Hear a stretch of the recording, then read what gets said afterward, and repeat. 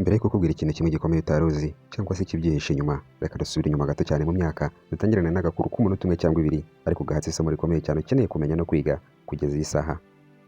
Umunsi umwe, ikimasa cyakoreshwaga mu mirimo y'ubuhinzi. Murabizi neza ko mu bihugu bimwe na bimwe byaba byateye imbere cyangwa bitateye imbere, cyane cyane ibihugu byo muri Aziya, abantu bafata ibintu bimeze nk'amasuka bakabizirika ku nka z'ibimasa, zikirirwa zibikurura babihagazeho bazihingisha mu mirima. Ikimasa kimwe gihinga cyari kiriwe gihinga mu murima gitaha cyarushye cyane, cyananiwe, gihinga ku zuba ryinshi cyane, ubwatsi ari buke kuko n'umwanya wari ntawo, ndetse n'amazi ari make. Kigera mu rugo kigwa agacuho bagishyira mu kiraro. Hirya aho ngaho iruhande rw'ikiraro cyari gifungiyemo hari harimo ifarashi cyangwa se indogobe, byose biri mu muryango umwe. Nuko ya ndogobe yitegereza cya kimasa, irakibaza iti wa kimasa we, ko wananiwe cyane, umunsi wawe wagenze gute? Ikimasa kibwira ya ndogobe kiti reka ryihorere, umunsi wanjye wagenze nabi cyane rwose. Bosi wacu yankoresheje akazi kenshi cyane ku zuba ryinshi cyane, byamenaga imbwa agahanga, ntashye narushye, nananiwe cyane rwose, sinzi niba n'akazi k'ejo nzagasubiramo nkagashobora. Ya ndogobe cyangwa se ifarashi ngo yitegereza ya nka, maze arayibwira ati reka nkwigishe ubwenge. Iri joro wange kurya ubwatsi, wirwaze, uryame nk'aho ndetse warwaye cyangwa warembye cyane, ejo ntibazagusubiza guhinga. Cya kimasa cyumvishe ya nama kuko ariyo, maze kirirwaza, cyangwa kurya cyangwa kunywa amazi. Wa muhinzi agarutse kukireba mu gitondo, abonye ko koko kitameze neza, arakireka uwo munsi ntiyakijyana mu kazi, ahubwo afata ya ndogobe aba ariyo yirirwa ahingisha mu murima we. Indogobe nayo yiriwe ihinga ku zuba nka rya rindi cya kimasa kiriho ku munsi wabanje, itaha nayo yananiwe cyane, ibintu bitameze neza na gato, ibyo byayirenze. Igeze mu rugo nayo yashyizwe mu kiraro, ikimasa cyegura umutwe nyine aho cyari kirwarije mu kiraro cyo hirya, kiti se wa ndogobe we, umunsi wawe wagenze ute?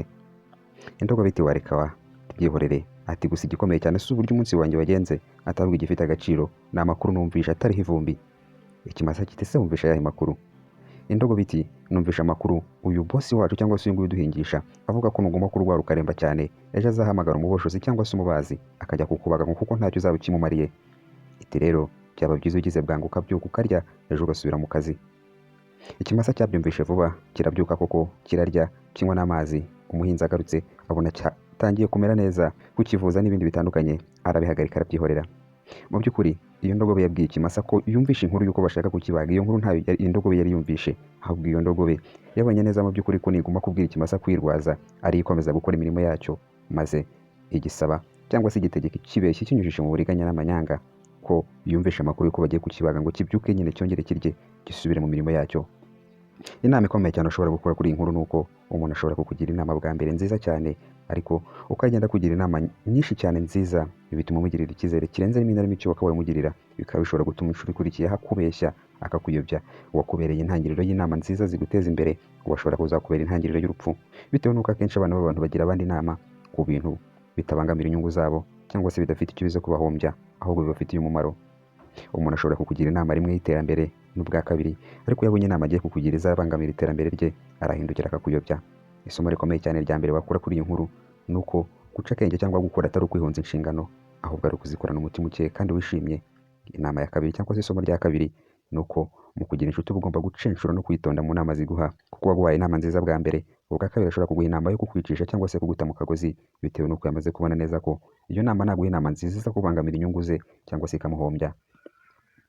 Iriya ndogobe ntabwo mu by'ukuri yangaga kiriya kimasa, ariko bwa mbere yakigira inama nziza izi ko kibwira kwirwaza ubwo umunsi umuhinzi atari buhinge, ariko imaze kubona ko umuhinzi yahinduye gahunda agafata ya ndogobe akaba ariyo ajyana gukora imirimo ya cya kimasa, indogobe yatahanye ingamba nshya zo gushaka uburyo n'ubundi yongera kumanipira cya kimasa, kikongera kigasubira mu buhinzi bwacyo. Bari kumwe na Silver mu kiganiro cyacu cy'uyu munsi. Ujye wibuka kuduha subscribe munsi y'iyi video kugira ngo n'inama zacu z'ubwenge nk'izi ngizi n'ibindi biganiro byinshi cyane bitaha bijye bikugeraho.